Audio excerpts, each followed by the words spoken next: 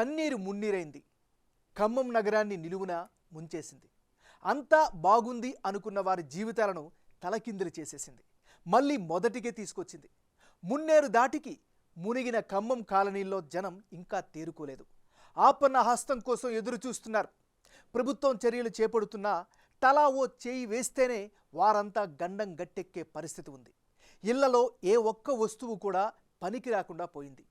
పిల్లల పుస్తకాలు, సర్టిఫికేట్లు పనికి రాకుండా పోయాయి.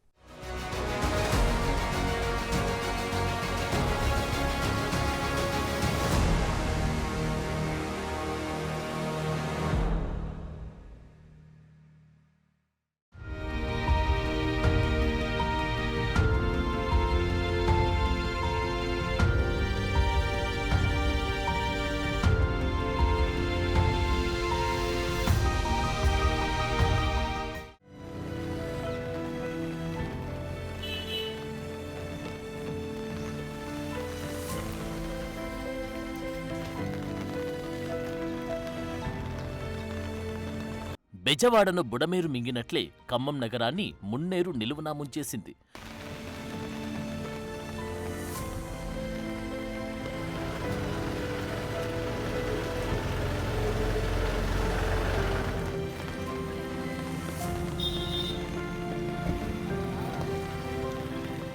చూశారుగా వరద ఉధృతికి జరిగిన నష్టం.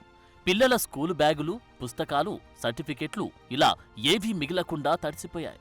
ఒక్కసారిగా వచ్చిన వరద ఉధృతి ఖమ్మం నగరాన్ని మొత్తం ఆవరించింది. పరివాహకంలో ఉన్న కాలనీలు, ఇండ్ల పరిస్థితి చెప్పనక్కర్లేదు. ఇండ్లల్లో వరద, బురదే మిగిలింది. విలువైన సామాన్లన్నీ నీటిపాలయ్యాయి. చెప్పాలంటే ఖమ్మంలోనూ చాలా మందికి మిగిలింది కట్టుబట్టలే. వారి దీన పరిస్థితి మాటల్లో వర్ణించలేనిది. ఏడిపోతుంది నాకు, మీ దండం. ఇంతకన్నా బాధపడాలంటే మా వల్ల కావట్లేదు. ఏ రావటం ఏదో మీ సంపాదించుకుంటాం. పొద్దున 5ంటికి పనికి పోయేటోళ్ళు, మళ్ళీ వాళ్ళు సాయంత్రం 5ంటికి వచ్చేటోళ్ళు.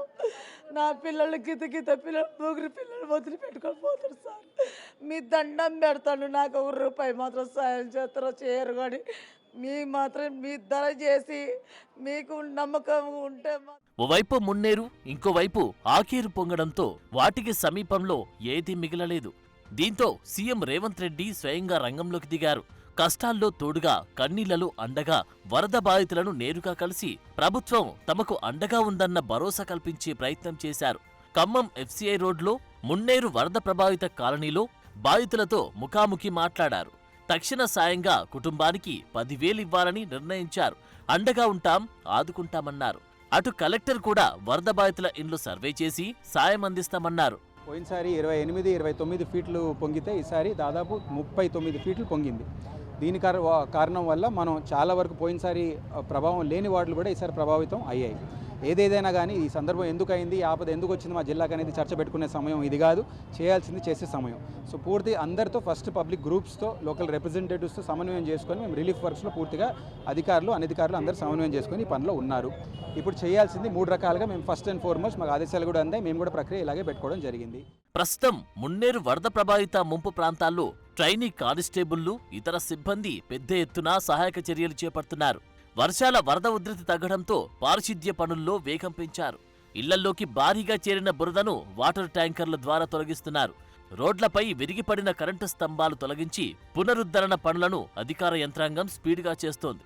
దంసలాపురం, శ్రీనివాస్ నగర్, ప్రకాష్ నగర్, రాజీవ్ గృహకల్ప, జలగం నగర్, కవిరాజ్ నగర్, బొక్కలగడ్డ, వెంకటేశ్వర నగర్, మాణిక్యనగర్, గణేష్ నగర్, మోతీనగర్, మంచికంటి నగర్, దానవాయిగూడెం వంటి ముంపు ప్రాంతాల్లో ఇప్పటికే సీఎం సహా మంత్రులు పర్యటించారు. బాధితులకు భరోసా ఇచ్చి వచ్చారు.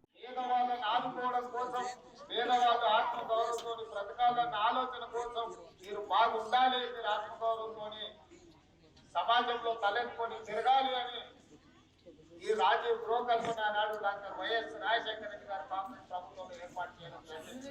మీకు ఈ వరద నుంచి కాపాడాలి అంటే శాశ్వతంగా ఈ రీటైనింగ్ వాళ్ళు కట్టేనే ఎంత వరద వచ్చినా పోలేపల్లి గ్రామంలోకి చుక్క నీళ్లు రాకుండా రీటైనింగ్ వాళ్ళు కట్టినప్పుడే మీకు న్యాయం జరుగుతుంది అని చెప్పి ఆలోచన చేసి వెంటనే టెండర్లు పెంచి పనులను ప్రారంభించడం జరిగింది. నిజానికి అందరూ భరోసా ఇచ్చినా మున్నేరు పరివాహక ప్రజలకు మాత్రం కన్నీరే మిగిలింది. ఇండ్లన్నీ బురదగా మారాయి. ఎవరికీ ఏమీ మిగలలేదు. ఖమ్మం అయినా అటు మహబూబాబాద్ అయినా చరిత్రలో ఎన్నడూ లేనంతగా అతి భారీ వర్షపాతం నమోదైంది. దీంతోనే వరద ఉధృతి విపరీతంగా పెరిగిపోయింది. ఖమ్మం జిల్లా చరిత్రలోని రికార్డు స్థాయిలో వర్షపాతం నమోదైంది. దీంతో ఏరు, ఊర్లు ఏకమయ్యాయి. చాలా చోట్ల 30 సెంటీమీటర్లకు పైగానే వర్షపాతం రికార్డయింది. భారీ వర్షానికి తోడు ఎగువ నుంచి వచ్చే వరదతో మున్నేరు వాగు ఉగ్రరూపం దాల్చి జల ప్రళయం సృష్టించింది. ఇంటి ముందు వరకు వచ్చేసరికి మేము వెళ్ళిపోయినాం. ఇంకా మధ్యాహ్నం సరికి మా ఇల్లే మునిగిపోయింది అన్నారు. భయం అనిపించింది, కానీ ఏం చెయ్యాలి. 4:30 టైంలో వచ్చేసి పారిపోయినాం, మొత్తం వదిలేసి వెళ్ళిపోయినాం. వచ్చి అసలు తెల్ల లేచి చూసేసరికి బర్రం ఇక్కడ దాకా ఉరికొచ్చేసినాం. గతంలో ఇట్లా రాలేదన్న, అంత ఘనంగా రాలే. మామూలుగా వచ్చి అక్కడ దాకా వచ్చి ఇక్కడ దాకా వచ్చి వెళ్ళిపోయాయి. ఇల్లు మొత్తం మునిగిపోయింది. మున్నేరు వరద ముంపు ప్రాంతాల్లో బురదతో నిండిన ఇంటిని, నీటిలో మునిగిన వస్తువులు, వాహనాలను చూసి కన్నీళ్లు పెట్టుకుంటున్నారు బాధితులు. ఎవరికి వారే ఇళ్లను శుభ్రం చేసుకునే పనిలో పడ్డారు. తినడానికి తిండి లేదు, తాగడానికి నీళ్లు లేవు. ప్రభుత్వ యంత్రాంగం, స్వచ్ఛంద సంస్థల సహకారంతో కాస్త కడుపు నింపుకున్నారు. కానీ అవి వారి కన్నీళ్లను తుడవలేకపోయాయి.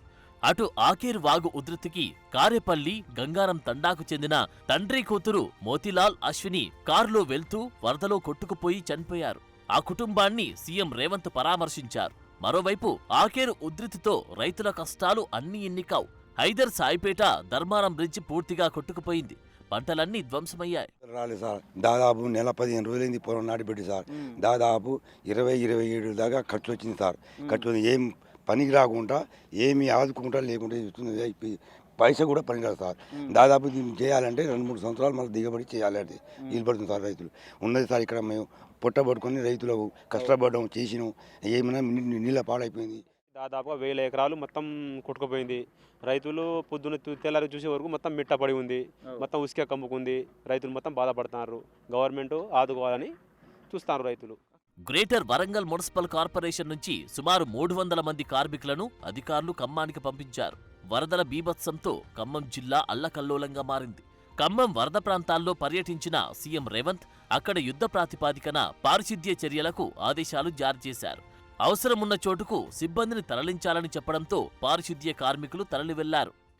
మనకి గత కొన్ని రోజులుగా కురుస్తున్న వర్షాకాల నేపథ్యంలో మన వరద బీభత్సం వలన ఖమ్మం జిల్లాలో దాదాపు కొన్ని ఏరియాలో పారిశుద్ధ్యం అనేది ఇబ్బందిగా తయారైందని అందరికీ తెలిసిన విషయమే. కాబట్టి దాని గురించి గౌరవ మేయర్ మరియు కమిషనర్ గారి ఆదేశాల మేరకు జీడబ్ల్యూఎంసీ పరిధి నుంచి 300 మంది పారిశుద్ధ్య కార్మికులు, నిన్న 150 మందిని, ఇవాళ 150 మందిని, 300 మంది పారిశుద్ధ్య కార్మికులను ఇక్కడ నుంచి బస్సుల ద్వారా తరలించడం జరిగింది.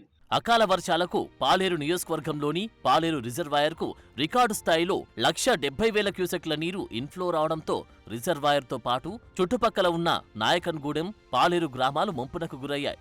వరద తీవ్రతకు ఖమ్మం సూర్యాపేట జాతీయ రహదారి పాక్షికంగా దెబ్బతింది. బ్రిడ్జికి, రోడ్డుకు జాయింట్లో సొరంగంలా ఏర్పడి గుంతలు ఏర్పడ్డాయి. నాగార్జునసాగర్ ఎడమ కాల్వ కట్టలు పూర్తిగా దెబ్బతినడంతో పాటు అక్కడక్కడ పూర్తిగా తెగి గండ్లు పడ్డాయి. రిజర్వాయర్ వద్ద సేఫ్టీ వాల్ సైతం పాక్షికంగా పడిపోయింది. వరద తాకిడికి బలమైన జేసీబీలు, ట్రాక్టర్లు కూడా అడ్డం పడిపోయాయి.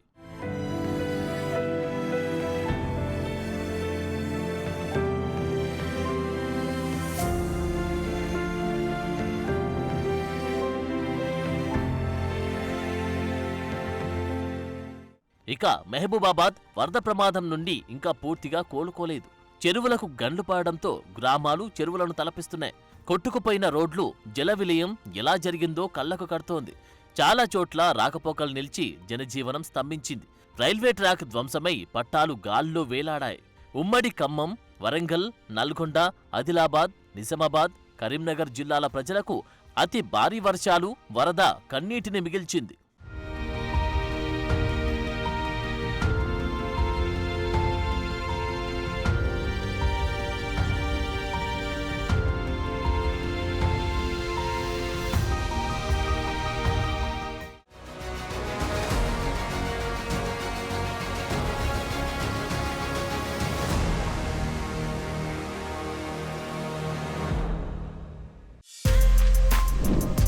For more videos like this, Subscribe Big TV channel